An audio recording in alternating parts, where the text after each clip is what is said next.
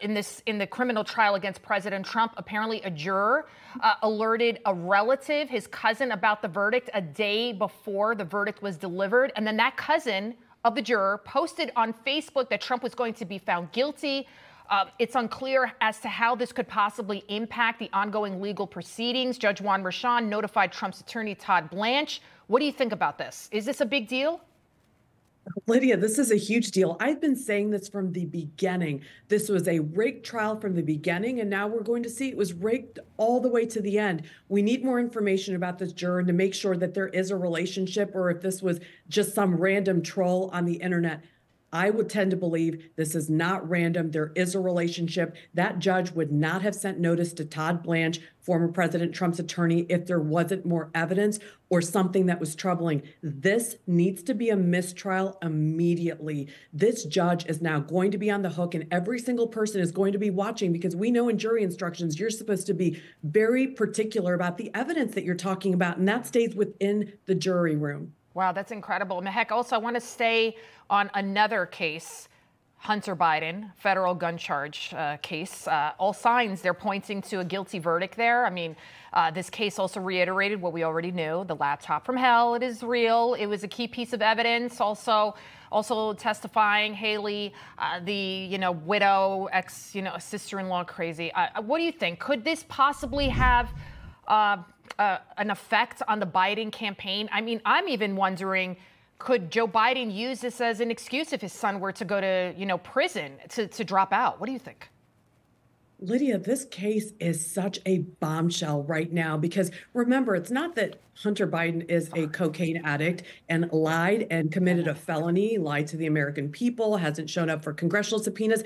There is a laptop that these people on the left, these liberal elitists, FBI, CIA, you name them, told us was a lie. It was Russian disinformation. They tampered with our election to ensure that President Trump wasn't our president right now. There's major election interference. And as we get more evidence, we're going to see how the Biden camp implodes. This is a day of reckoning. We're going to continue to get information, and we need to make sure those FBI, CIA, and all those agents that lied to the American people are held accountable. And by the way, more on that breaking news. There is no statement right now from the Trump campaign. They are studying the new filing. We are told the Trump campaign says it's possible it could be insignificant. It could be a random posting. But because the judge sent it to them unsolicited, it could end up being a major issue. Luke, does this breaking news surprise you?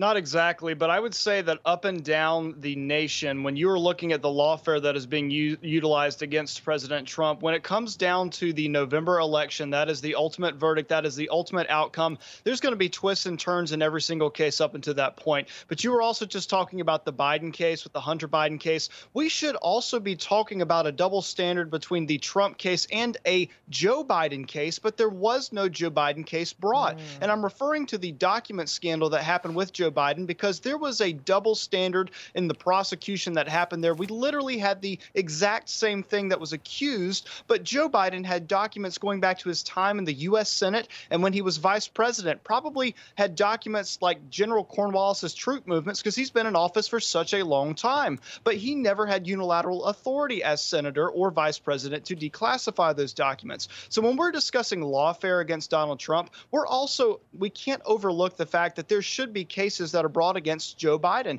But there haven't been cases because apparently, according to the Department of Justice, he's a senile and confused old man. When we're looking at Hunter Biden, don't forget that there were sweetheart deals offered at every twist and turn trying to get him off the hook for this. And there were declines to prosecute him in Washington, D.C. and down in Florida. So the double standard here is staggering. And the Biden camp cannot claim that this is any sort of weaponized lawfare against them, because they've been given a pass at every single turn.